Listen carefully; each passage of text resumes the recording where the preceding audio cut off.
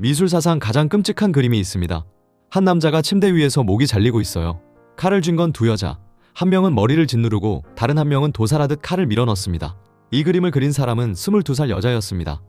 그리고 목이 잘리는 저 남자, 실제로 존재했습니다. 아르테미시아 젠틀레스키. 1593년 로마 화가의 딸로 태어났습니다. 아버지도 인정했습니다. 이 아이가 나보다 낫다. 17살의 그녀는 수산나와 장로들을 그립니다. 벌거벗은 여인을 두 남자가 훔쳐보는 그림. 그녀는 처음으로 그 공포를 여자의 입장에서 그렸습니다. 그리고 그 공포는 곧 현실이 됩니다. 1611년 아버지의 동료 화가 타시가 그녀를 덮쳐 짓밟습니다. 18살이었어요. 결혼하겠다는 거짓말로 한 해를 끌었지만 그에겐 이미 아내가 있었습니다. 1612년 로마 법정에서 재판이 시작됩니다. 그런데 법정이 의심한 건 가해자가 아니라 피해자였습니다. 여자의 말을 믿을 수 없다며 그녀의 손가락을 조이는 고문을 합니다. 화가에게 손가락은 생명입니다. 그 고통 속에서도 그녀는 말을 바꾸지 않았어요. 사실입니다. 사실입니다.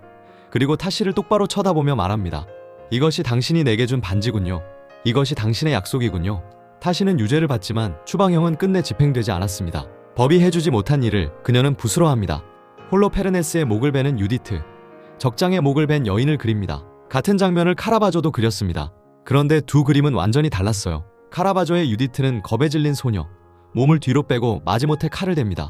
하지만 그녀의 유디트는 팔뚝에 힘줄을 세우고 망설임 없이 남자를 도살합니다. 목이 잘리는 남자의 얼굴은 타시였습니다. 그녀를 짓밟은 바로 그 남자. 칼을 쥔 유디트의 얼굴은 아르테미시아 자신이었어요.